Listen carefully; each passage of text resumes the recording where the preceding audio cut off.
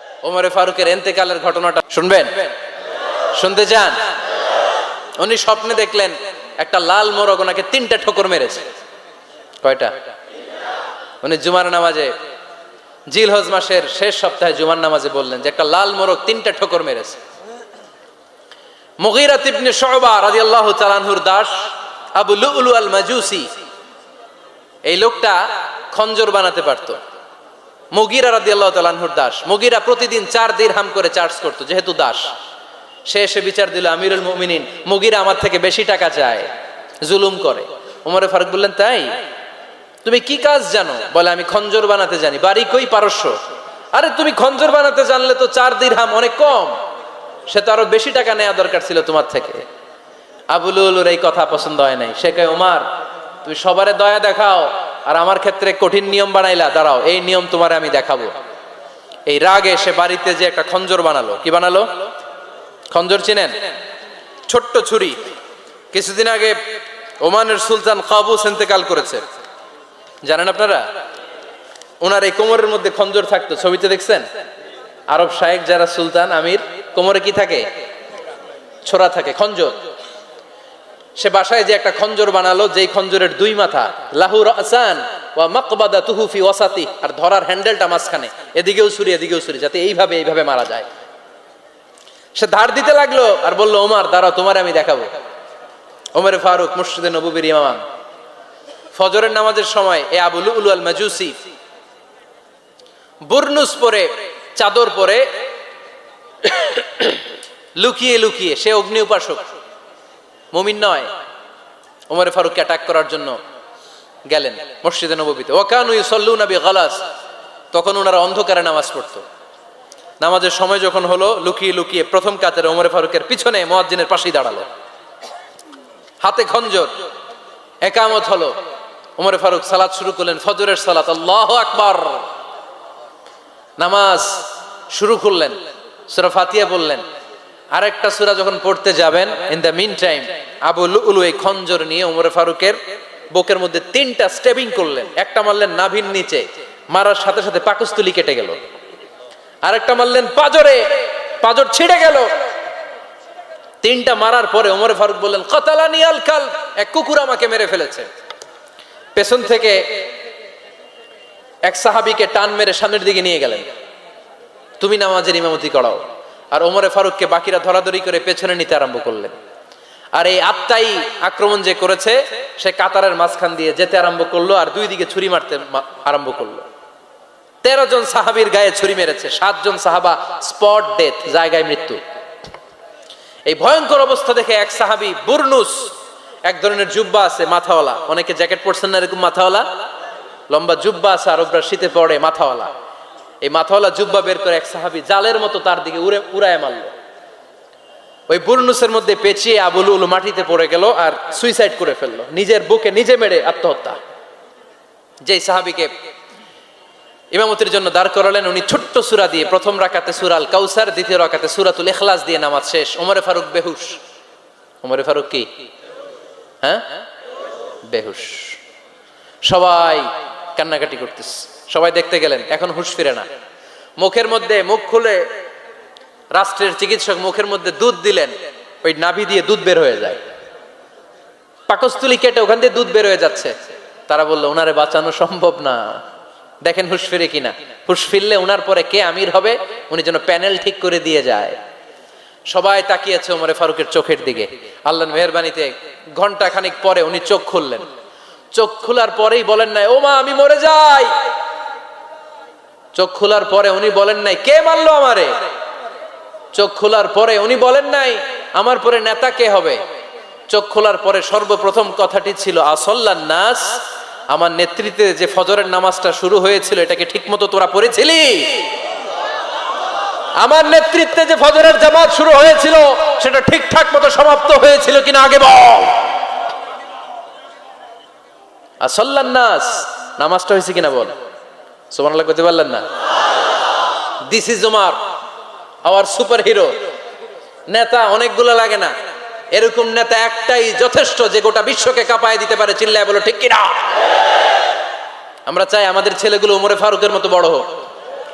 আমরা চাই আমাদের ছেলে মেয়েগুলো খাব্বাব, খুবাইব, সাইয়েদনা আলী, উসমান, আবু বকর রাদিয়াল্লাহু তাআলা আনহুর অনুসরণে বড় হোক, ঠিক কিনা? আমরা একটা ওমর চাই যিনি আমাদেরকে সালাতের শিক্ষা দিয়ে গিয়েছেন, ইন্তেকালের আগে বলেছেন সাল্লান নাস। এজন্য আমরা যেন নামাজ কখনো নষ্ট না করি। আল্লাহর জমিনে দিন বাস্তবায়ন আসাদ্দুহুম ফি আমরিল্লাহি ওমর রাদিয়াল্লাহু তাআলা আনহুর মতো এত কঠোর কেউ ছিলেন না। তাই দিন বাস্তবায়নে আমরা যেন কাউরে ছাড় না দেই। সবার আগে আল্লাহর দিন, সবার আগে আল্লাহর কোরআন, সবার আগে আমার ইসলাম, ঠিক কিনা? আজকে আমরা সাইয়েদনা ওমরে ফারুকের বায়োগ্রাফি সম্পর্কে জানবো। ওমরে ফারুক রাদিয়াল্লাহু তাআলা আনহু, the super hero of this উম্মাহ। এই উম্মার সুপার হিরো তিনি, ঠিক কিনা? ওনার মুখের আগে লাঠি চলতো বেশি। সুবহানাল্লাহ পড়বেন না? মাঝে মাঝে লাঠি চালানোরও দরকার আছে না নাই? সাইয়েদনা ওমরে ফারুক আমাদের জন্য অনুপ্রেরণা। Is the real super hero of Muslim উম্মাহ। তিনি এই উম্মার রিয়েল সুপার হিরো। এজন্য ওনার জীবনী থেকে আমরা কিছু শিক্ষা নেওয়ার চেষ্টা করব ইনশাআল্লাহ। পড়েন সাইয়েদনা ওমরে ফারুক কিভাবে ইসলাম ধর্ম গ্রহণ করলেন, কিভাবে বিশ্বনবীর প্রাণের কলিজার টুকরা হলেন, এটা দিয়ে আমরা শুরু করি। আল্লাহ তাআলা সাইয়েদনা ওমরে ফারুকের হৃদয়ের মধ্যে 3টা ধাক্কা মেরেছেন, ইমানের ধাক্কা। আওয়াজ করে বলতে হবে কয়টা? জোরে বলেন তো কয়টা? 3টা ইমানি ধাক্কা। এক হচ্ছে বিশ্বনবীর দোয়ার ধাক্কা, এক কি? দোয়ার ধাক্কা। 2 হচ্ছে সূরা হাক্কা দিয়ে দিয়েছেন আল্লাহ এক ধাক্কা, সুবহানাল্লাহ পড়বেন না? 3 হচ্ছে সূরাতু তাহা দিয়ে আল্লাহ দিয়েছেন আরেকটা ধাক্কা। এই 3টা ইমানি ধাক্কা যখন সাইয়েদনা ওমরে ফারুকের হৃদয়ে লাগলো, উনি পড়তে আরম্ভ করেছেন আশহাদু আল্লা ইলাহা ইল্লাল্লাহ ওয়া আশহাদু আন্না মুহাম্মাদান আবদুহু ওয়া রাসূলুহু। চিল্লায় পড়েন আল্লাহু আকবার। বিশ্বনবী মক্কায় বসে বসে তাহাজ্জুদের সালাত পড়ে আল্লাহর কাছে দোয়া করলেন, আল্লাহ আল্লাহুম্মা আইজ্জাল ইসলাম বিআহাব্বির রাজুলাইনি ইলাইক।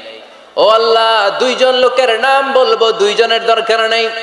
এই 2 জনের একজনকে আপনি ইসলামের সুশীতল ছায়া তলে এনে ইসলামকে বিজয় দান করে দেন। মুহূর্তের মধ্যে দোয়াটা কবুল করে নিয়েছে কে? বিশ্বনবী বললেন, আল্লাহ 2 জনের নাম বলবো আজকের দোয়ায়। আবি জাহাল ইবনে হিশাম, হয়তো হিশামের বেটা আবু জাহেলকে আপনি ইসলামের ভিতরে নিয়ে আসেন, কিংবা ওমর ইবনুল খাত্তাব, খাত্তাবের বেটা ওমরকে আপনি ইসলামের ছায়া তলে নিয়ে আসেন। ওমরে ফারুকের জন্য দোয়াটা কবুল করে নিয়েছে কে? মক্কার যে অবস্থা, আল্লাহর হাবিব সাল্লাল্লাহু আলাইহি ওয়াসাল্লাম বুঝলেন মক্কার এই 2 জনের একজন যদি আমার সাথে না থাকে তাহলে মক্কায় দাওয়াতি কাজ চালিয়ে যাওয়া যাবে। আল্লাহর বললেন, আল্লাহ বেশি চাই না, এই 2 জনের একজন, হয় আবু জাহেল নয় ওমর, হয় আবু জাহেল নয় ওমর। বিশ্বনবী যখন দোয়া করলেন, এই দোয়ার একটা ইমানি ধাক্কা, নুরানি ধাক্কা সাইয়েদনা ওমরে ফারুকের হৃদয়কে স্পর্শ করে ফেলল। দোয়া ইজ লাইক এ মিসাইল। এই যে আমরা দোয়া করি, এটা মিসাইলের মতো। যুদ্ধে মিসাইল হামলা করে না? মিসাইল হামলা করার পরে এই মিসাইল লক্ষ্য বস্তুতে যে ভেদ করে, ঠিক কিনা? তেমনি দোয়ার মতো যদি আপনি দোয়া করতে পারেন, আপনি যেই জন্য দোয়া করেছেন ঠিক ওই জায়গায় যে আপনার দোয়া স্পর্শ করে। সুবহানাল্লাহ পড়বেন না? বিশ্বনবীর দোয়ার মাধ্যমে প্রথমে সাইয়েদনা ওমরে ফারুকের হৃদয়ে এক ধাক্কা লাগলো।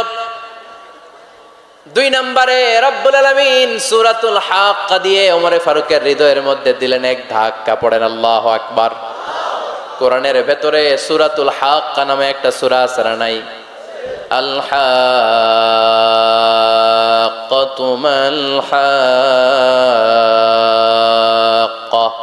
ওয়া মা আদরাকা মাল হাক্কা। পড়েন আল্লাহু আকবার। বিশ্বনবী যখন দোয়া করলেন, ওই দোয়া যখন সাইয়েদনা ওমরে ফারুকের হৃদয়ে স্পর্শ করলো, সাইয়েদনা ওমরে ফারুক সব সময় বিশ্বনবীরে ফলো করতে আরম্ভ করলেন। বিশ্বনবী ডানে গেলে লুকিয়ে লুকিয়ে ওমর ফারুক ডানে যায়, বিশ্বনবী বায়ে গেলে লুকিয়ে লুকিয়ে ওমরে ফারুক বায়ে যায়। বিশ্বনবী একবার মসজিদুল হারামে যে নামাজ পড়তে শুরু করলেন, ওমরে ফারুক তখন বিশ্বনবীর পিছু পিছু ছদ্মবেশে পেছন থেকে যে বিশ্বনবী কিভাবে নামাজ পড়ে দেখতে শুরু করলেন। বিশ্বনবী ইন দা মিন টাইম এশার নামাজে আল হাক্কাতু মাল হাক্কা তেলাওয়াত শুরু করে দিলেন। আল হাক্কাতু মাল হাক্কা তেলাওয়াত শুরু করে দিলেন। তেলাওয়াত করতে করতে বিশ্বনবী যখন তেলাওয়াত করতেছে, ওমরে ফারুক এরকম দুলতেছে আর মজা পাচ্ছে।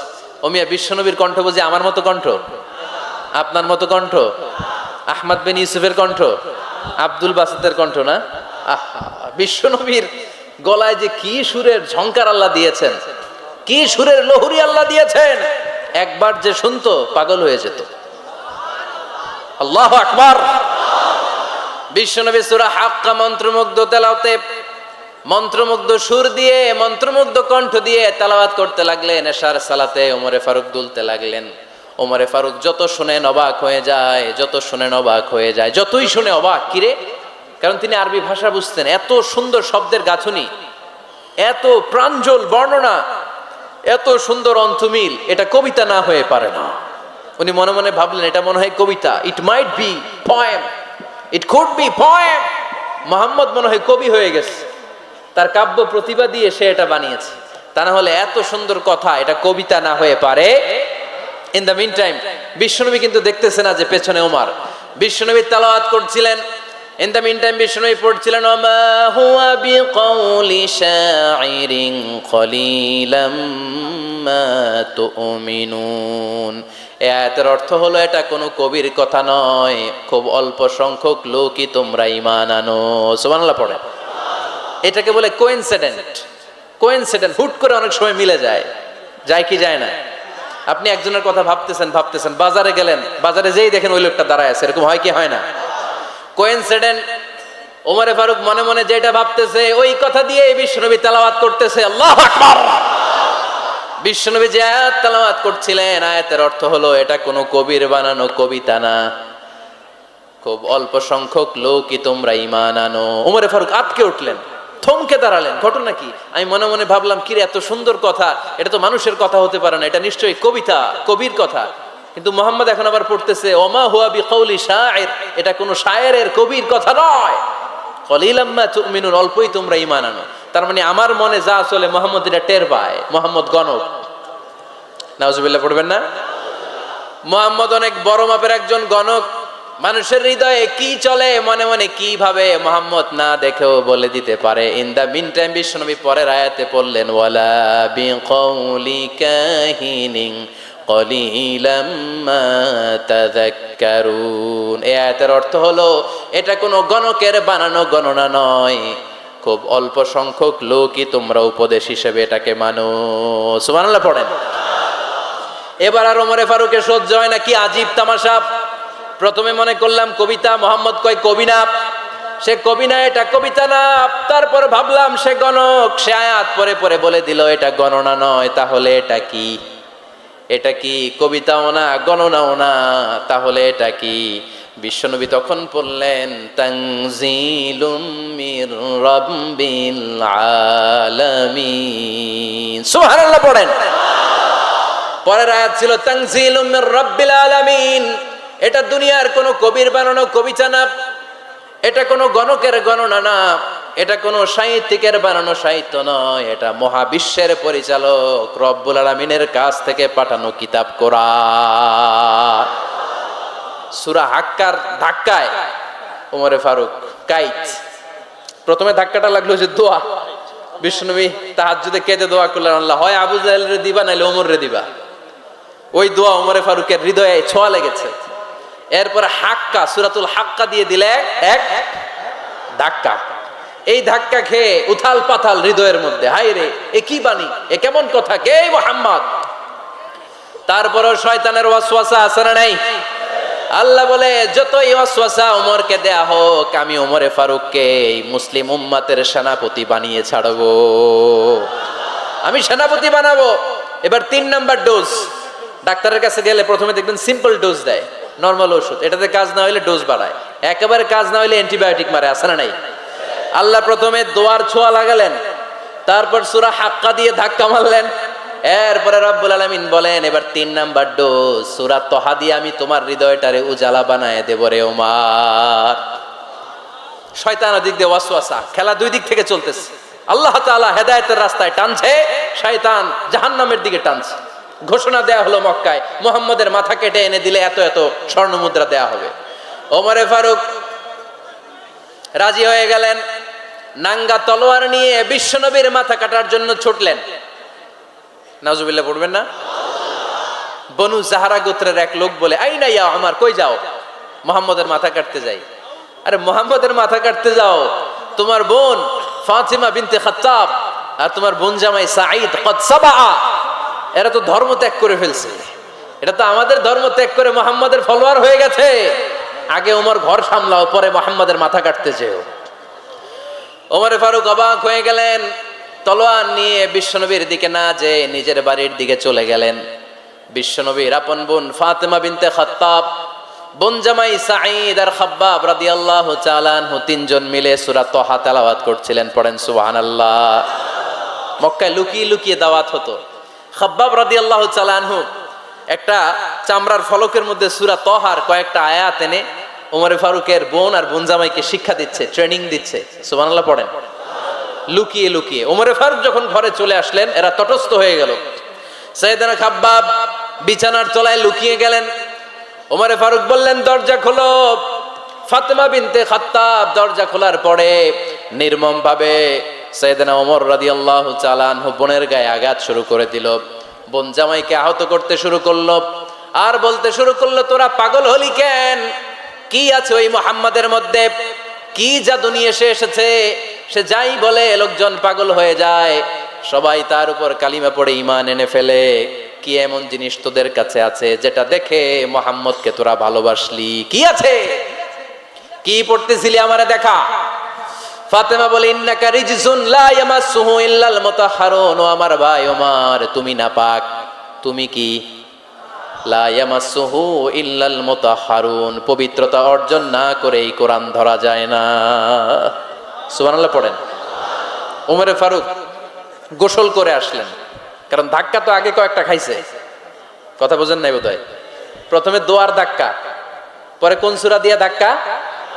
হাক্কা দিয়ে ধাক্কা। 3 নম্বরে এখন আরেকটা ধাক্কা খাবে।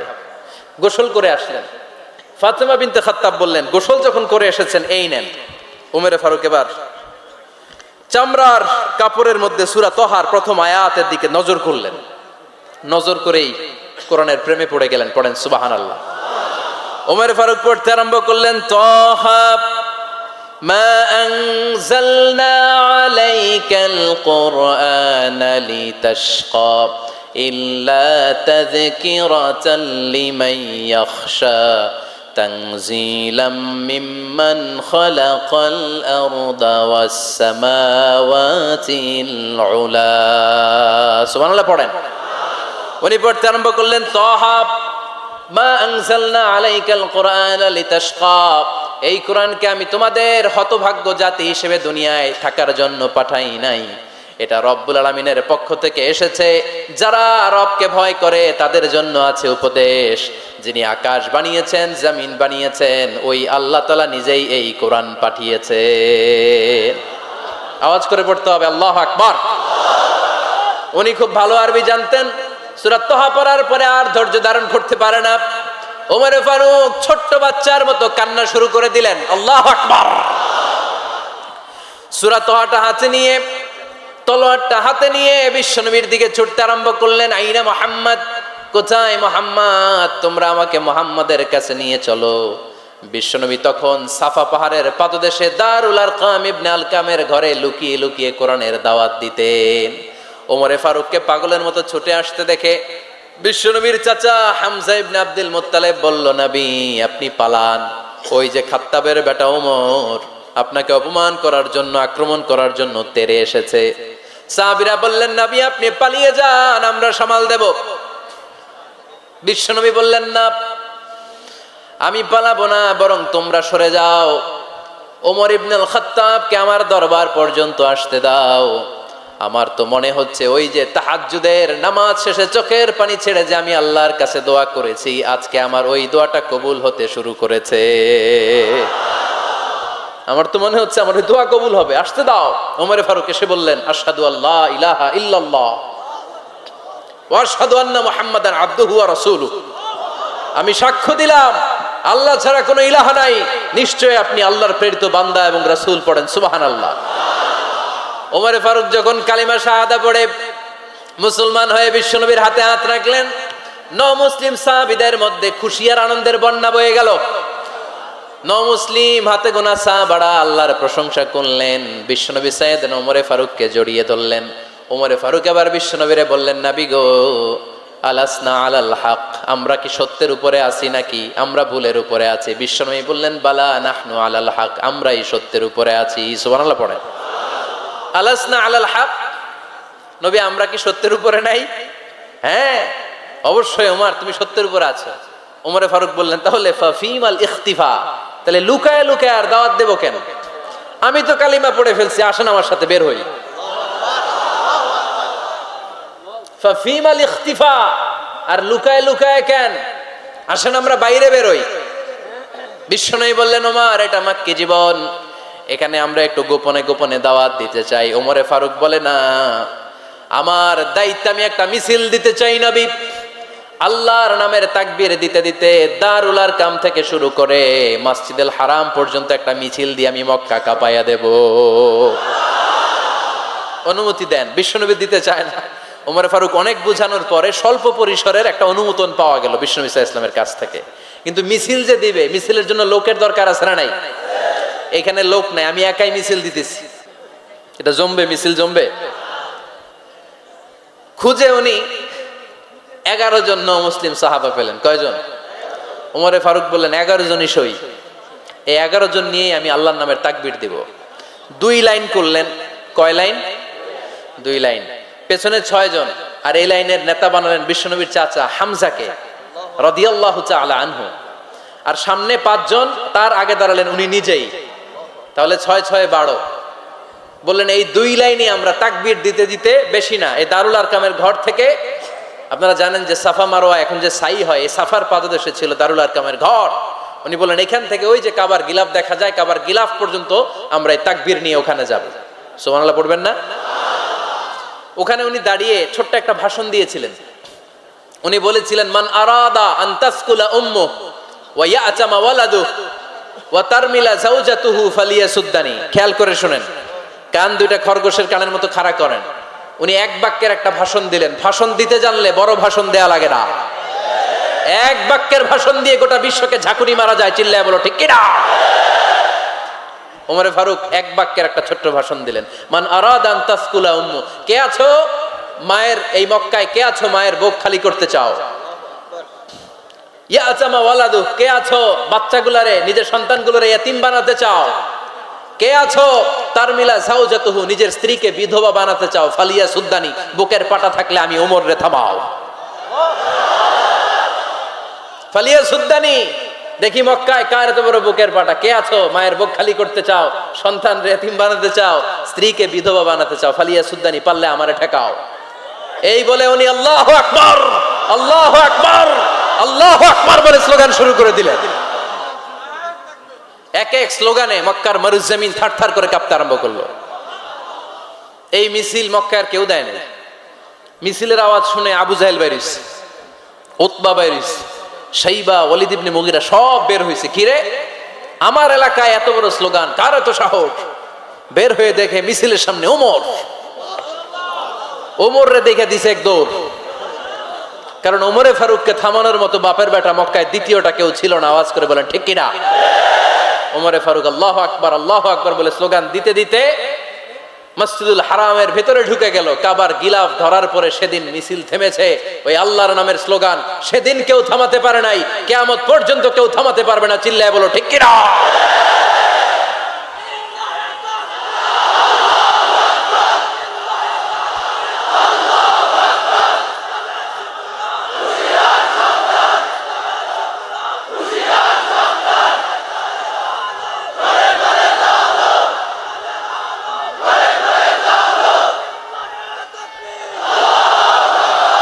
ওই রকম একটা ওমরের দরকার, আমাদের বেশি চাই না। জোরে বলেন ঠিক কিনা?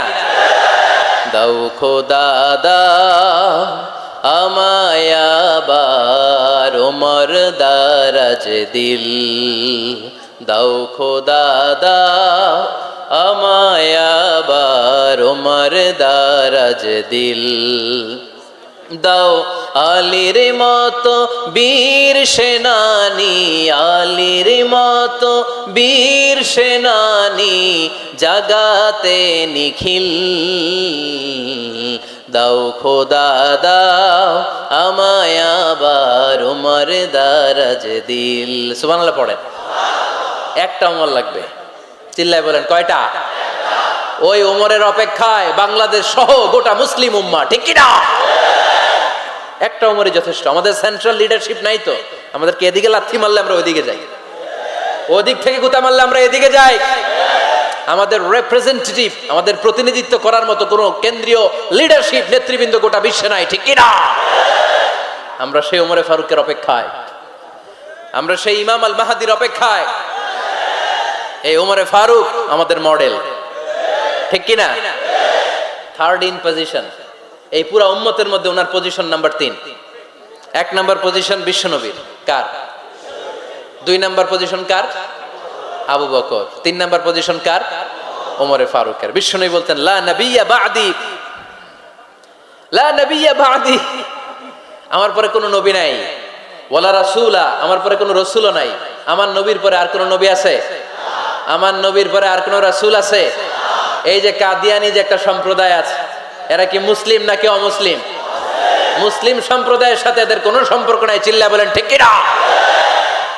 এরা যদি মুসলমান হতে চায়, আমার নবী দ্য লাস্ট মেসেঞ্জার বিশ্বনবীকে খাতামুন নবী হিসেবে সংবাদ সম্মেলন করে গোটা বিশ্বকে জানাই দিতে হবে, তারপরে তাদেরকে আমরা মুসলিম হিসেবে স্বীকৃতি দিব, চিল্লায় বলেন ঠিক কি না? তা না হলে তারা কোন ধর্মের এটাকে জানাই দিতে হবে। No inferiority complex, no identity crisis. Identity ক্রাইসিসে থাকা যাবে না, আপনারা কোন ধর্মের এটা জানায় দেন। আপনারা বিশ্বনবীরও শেষ নবী মানবেন না, আবার মুসলিম বলেও নিজেদেরকে ট্যাগ লাগাতে চাইবেন। সাধারণ মুসলমানরা এটা এই ধোঁকাবাজি মানে না, চিল্লায় বলেন ঠিক কি না? আমার নবীর পরে কোনো নবী নাই, আমার রাসূলের পরে কোনো রাসূল নাই, ঠিক কি না? আল্লাহর হাবিব বলতেন লাউ কানা বা'দি নাবিয়্যুন লাকানা উমর, তবে আমার পরে যদি নবী হওয়ার যোগ্যতা কারো থাকে, আমার ওমরের ওই যোগ্যতা আছে। সুবহানাল্লাহ পড়েন।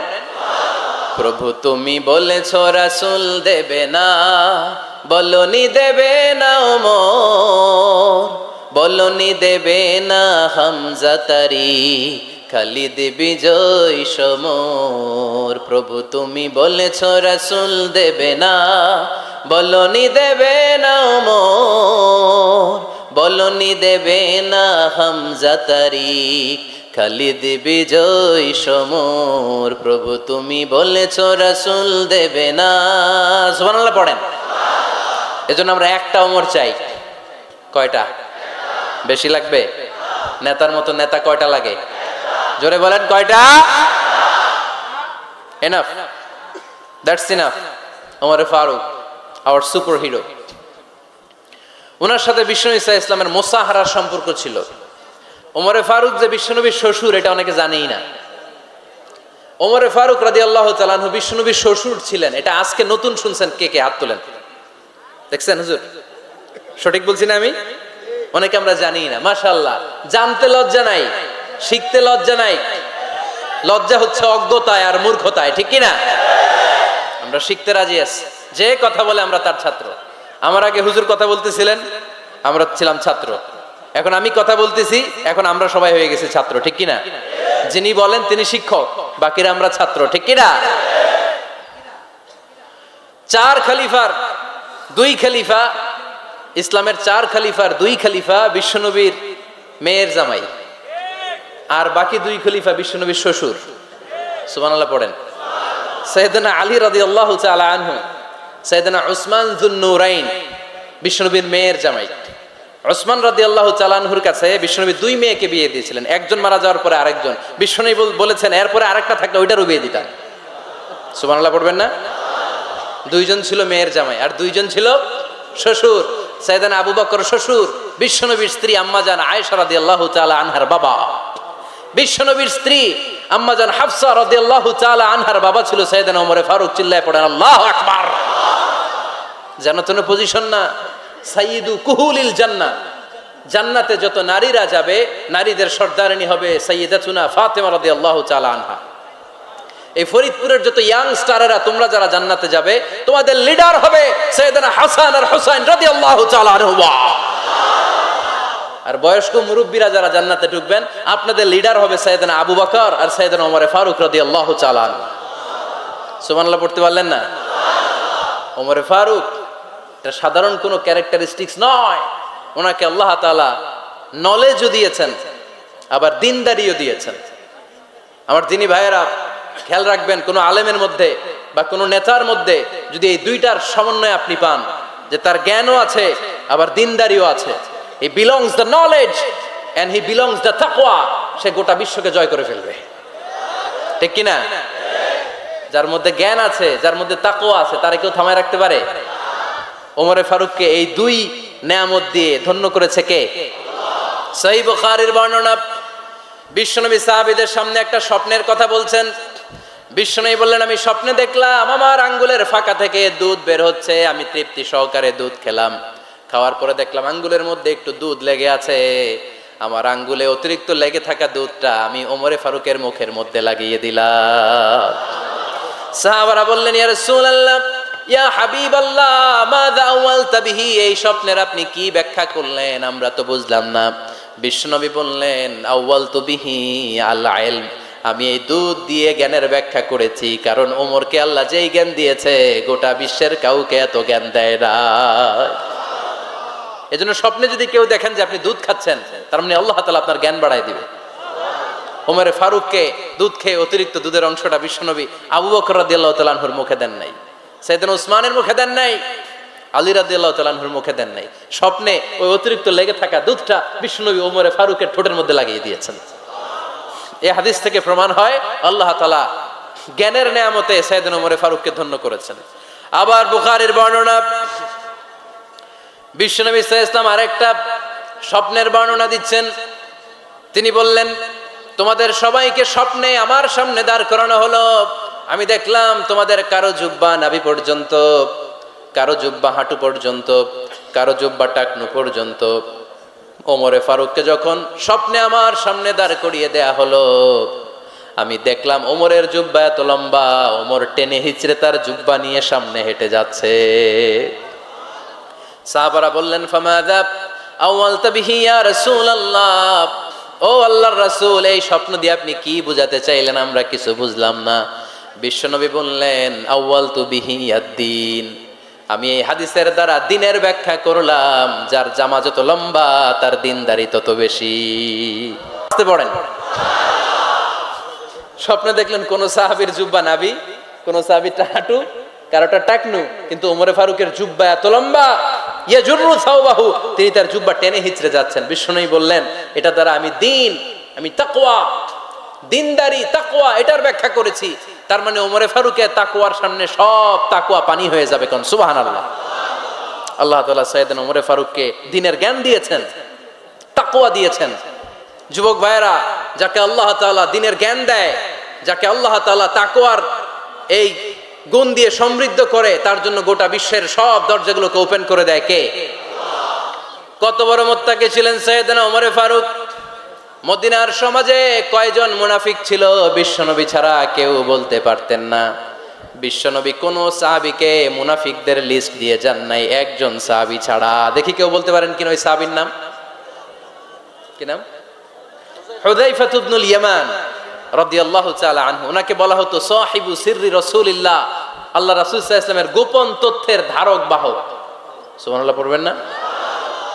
বিশ্বনবী ইন্তেকালের আগে মদিনার সমাজে মোট কয়জন মুনাফিক আছে, এই তথ্য আবু বকরকে বলেন নাই, ওমর রাদিয়াল্লাহু তাআলা আনহুকে বলেন নাই, উসমান রাদিয়াল্লাহু তাআলা আনহু, আলী রাদিয়াল্লাহু তাআলা আনহু, আশারাতুল মুবাশশিরিনা বিল জান্নাহ কোন সাহাবীকে বলেন নাই। শুধুমাত্র কেবলমাত্র একমাত্র হুযায়ফা ইবনুল ইয়ামান রাদিয়াল্লাহু তাআলা আনহুর কাছে মুনাফিকদের লিস্টে বিশ্বনবী দিয়ে গিয়েছেন।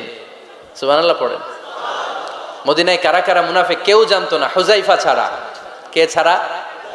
নামটা আজকে মুখস্থ করেন, যাতে অন্য কোনো ওয়াজে কেউ জিজ্ঞেস করলে বলতে পারেন। মুনাফিকদের লিস্ট যে সাহাবীর কাছে বিশ্বনবী দিয়ে গিয়েছিলেন, সাহাবীর নাম কি? নাম? নামটা কেমন লাগে? ভাল লাগে?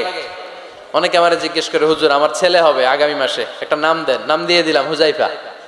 যাদের হবে ছেলে, এলাকায় যাদের নেক্সট কয়েক মাসে ছেলে হবে, খালি হুযায়ফা চলবে। কি চলবে?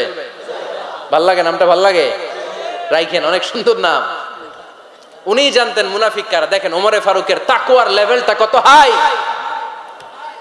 ওমরে ফারুক একদিন হুযায়ফা রাদিয়াল্লাহু তাআলা আনহুর কাছে গেলেন, যে বললেন, হুযায়ফা, বিশ্বনবী ইন্তেকালের আগে মুনাফিকদের নামের লিস্টটা কারো কাছে দেয় নাই, আমার জানা নাই, সাইয়েদনা আবু বকরের জানা নাই, কোন সাহাবীর জানা নাই, তুমি ছাড়া। আমি তোমার কাছে জানতে চাই, আমি ওমরের নামটা ওই মুনাফিকদের খাতায় আছে কিনা আমার একটু বলো। আমার ওমরের নামটা ওই মুনাফিকদের লিস্টিতে একটু আছে কিনা, নামটা একটু বলো। যদি থাকে আমি ভালো হয়ে যাব, আমি নেফাকি দূর করে পাক্কা মুমিন হতে চাই। আমার নাম যদি মুনাফিকের লিস্টে থাকে আমি তো শেষ। হুযায়ফা চোখের পানি ছেড়ে দিয়ে বলে, আমিরুল মুমিনিন, কেমন প্রশ্ন করলেন আপনি? আপনি বিশ্বনবীর শ্বশুর, এই উম্মতে আপনার পজিশন 3 নাম্বার। আপনারে মুনাফিকরা ভয় পায়, শয়তান আপনারে ভয় পায়। আপনি জান্নাতে সব বয়স্ক লোকদেরকে নিয়ে জান্নাতের মধ্যে আগে আগে ঢুকবেন, কেমন করে মুনাফিকদের কাতারে আপনার নাম থাকতে পারে ওমর? সুবহানাল্লাহ পড়ে। কি বিনয়ী, কি তাকওয়া। হুযায়ফাকে যে ধরতেন, হুযায়ফা একটু বলো না আমার নামটা মুনাফিকদের লিস্টিতে আছে কিনা। ওমরে ফারুকের যদি এই টেনশন থাকে যে আমি মুনাফিক হয়ে গেলাম কিনা, আমাদের এই টেনশন থাকার দরকার আছে না নাই? হ্যাঁ, এজন্য সব সময় আল্লাহর কাছে দোয়া করতে হবে, আল্লাহ তুমি নেফাকি থেকে আমাদেরকে বাঁচাও। আরো জোরে পড়েন আমিন। আপনারা ওঠা বসা শুরু করলেন কেন? অনেক রাত হয়ে গেছে তাই? হ্যাঁ, শেষ করে দেই তাহলে না? যে অনেকের কষ্ট হচ্ছে মনে হচ্ছে। হ্যাঁ, এক নাম্বারে যাচ্ছে এইটা সব মুখস্থ দেখি। হ্যাঁ, 1 নাম্বার, 2 নাম্বার, 3 নাম্বার। 1 নাম্বার হইল পেশাবখানা, 2 নাম্বার পায়খানা, 3 নাম্বার নাকি এইটা?